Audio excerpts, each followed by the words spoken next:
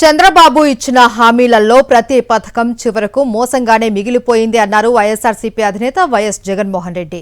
వైఎస్ఆర్సీపీ 5 ఏళ్ల పాలనకు కూటమి ప్రభుత్వం 2.5 ఏళ్ల పాలనకు మధ్య తేడాపై ప్రతి ఇంట్లో చర్చ జరుగుతోంది అన్నారు. రాష్ట్రంలో రెడ్ బుక్ అరాచకం కొనసాగుతోందని, దాని కారణంగా వ్యవస్థలన్నీ కుప్పకూలిపోయాయని ఫైర్ అయ్యారు. ప్రభుత్వాన్ని ప్రశ్నించే వారిపై అక్రమ కేసులు పెట్టి భయపెట్టి లొంగ తీసుకునే పాలన సాగుతోందని వైఎస్ జగన్ మండిపడ్డారు.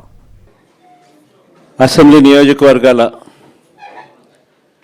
కోఆర్డినేటర్లకు, అలాగే జిల్లా అధ్యక్షులకు, అలాగే పార్టీ రీజనల్ ఇన్ఛార్జీలకు, రీజనల్ కోఆర్డినేటర్లకు అందరికీ కూడా మనస్ఫూర్తిగా వెల్కమ్. ఈరోజు మనం అంతా కూడా ఎందుకు ఇక్కడ ఏకమవుతా ఉన్నాము అన్న సంగతి బహుశా అవగతం కూడా అయ్యే ఉంటుందని అనుకుంటా ఉన్నా.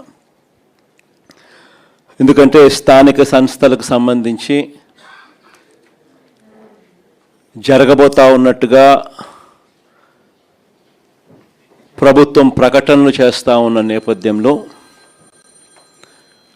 మనం కూడా స్థానిక సంస్థల ఎన్నికలకు సంబంధించి సీరియస్గా తీసుకోవాల్సిన అంశం మీద గట్టిగా చెప్పడం కోసం మళ్ళీ ఒకసారి మనం అంతా కూడా ఇక్కడ సమావేశం అవుతా ఉన్నాం. ఎన్నికలు జరుగుతాయా జరగవా పక్కన పెడదాం.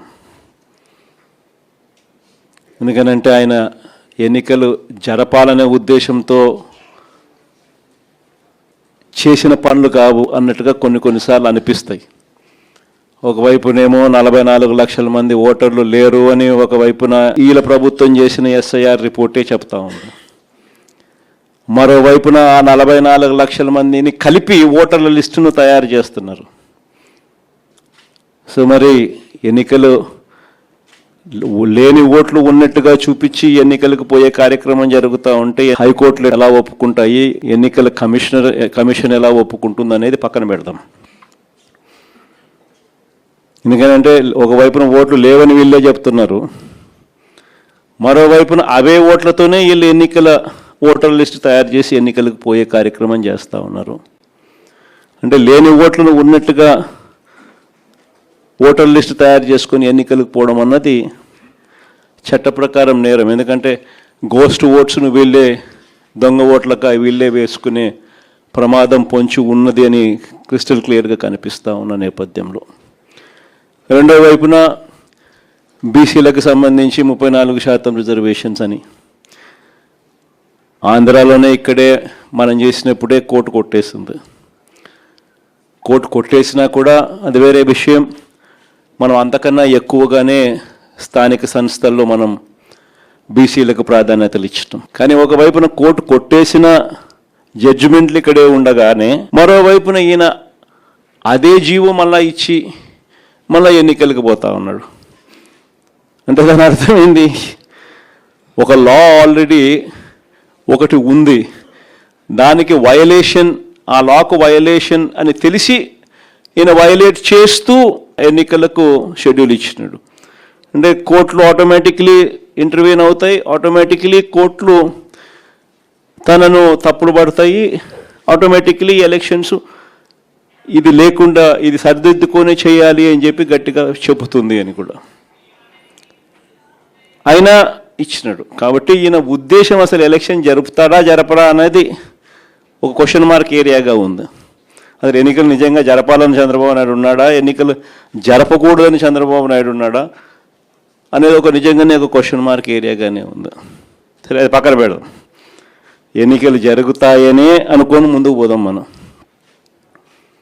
ఎన్నికలు జరుగుతాయనే వాళ్ళు చేస్తూ ఉన్న ప్రకటనల మేరకే మనం కూడా సన్నద్ధంగా ముందుకు పోయే కార్యక్రమం చేయాల్సిన అవసరం ఉన్న పరిస్థితిలో మనం అడుగులు ముందుకు వేస్తూ ఉన్నాం. ఇలాంటి నేపథ్యంలో మన పార్టీ సన్నద్ధత ఒక మంచి ఏం జరిగింది అని అంటే, ఈ దాదాపుగా ఈ 2.5 సంవత్సరం, దాదాపుగా ఈ 30 నెలలు, మార్చి 16న ఎన్నికల కోడ్ 2024 ఎన్నికల కోడ్ వచ్చింది.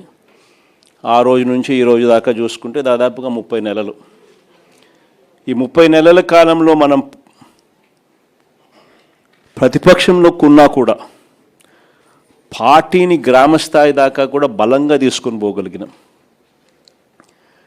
మొట్టమొదటిసారిగా ఒక ఆర్గనైజ్ స్ట్రక్చర్ లేకి గ్రామ స్థాయి నుంచి డివిజన్ స్థాయి వరకు, మున్సిపాలిటీలో అయితే వార్డులు, గ్రామంలో ఉన్న వార్డు స్థాయి దాకా కూడా పార్టీ బలంగా నిర్మించగలిగినాం. మొట్టమొదటిసారిగా గ్రామంలోనే అనుబంధ విభాగాలు పెట్టడం, గ్రామ కమిటీలు వేయడం.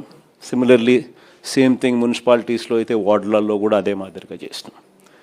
అంత పటిష్ట స్థాయి నాయకత్వం గ్రామ స్థాయి దాకా తీసుకొని పోయి అక్కడ కూడా కమిటీలు వేసి పార్టీ సన్నద్ధంగా పెట్టాం.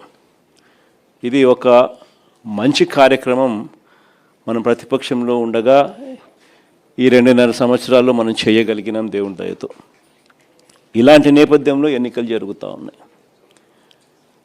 ఒకవైపునేమో చంద్రబాబు నాయుడు గారి ఈ 2.5 సంవత్సరం పరిపాలన కనిపిస్తూ ఉంది.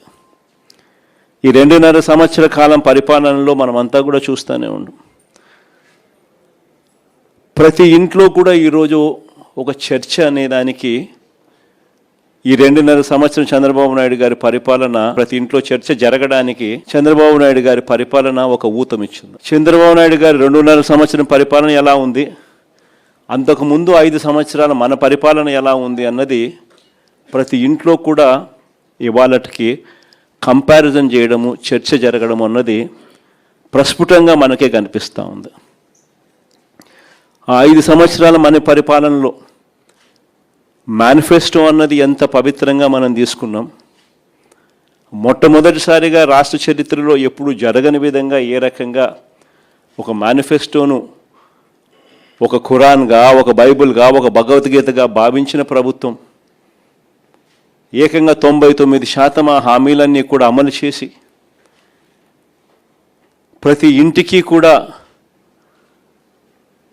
ప్రతి 50 ఇళ్లకు ఒక వాలంటీర్ని పెట్టి ప్రతి గ్రామంలోనే ఆ గ్రామంలోనే చదువుకున్న పిల్లలకు అక్కడే చిరునవ్వుతోనే ఉద్యోగం చేస్తూ అక్కడే గ్రామ స్థాయిలోనే కనిపించే విధంగా గ్రామ సచివాలయాలు తీసుకొచ్చి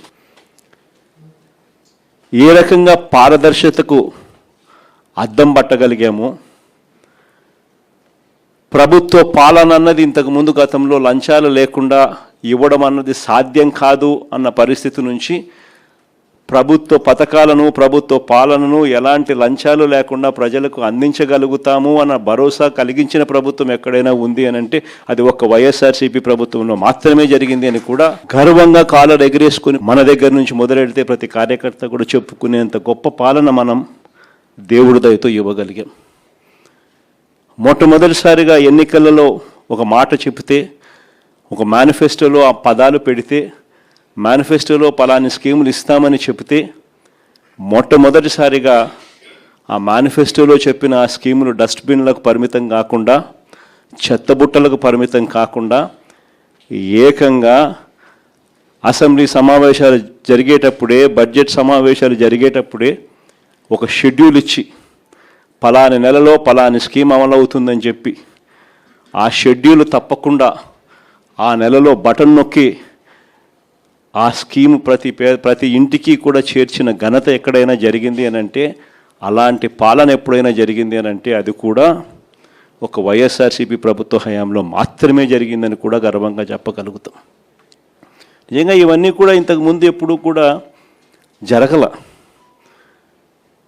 కళ్ళ ఎదుటే కనిపిస్తూ ఉన్న సంస్కరణలు ఇవన్నీ కూడా.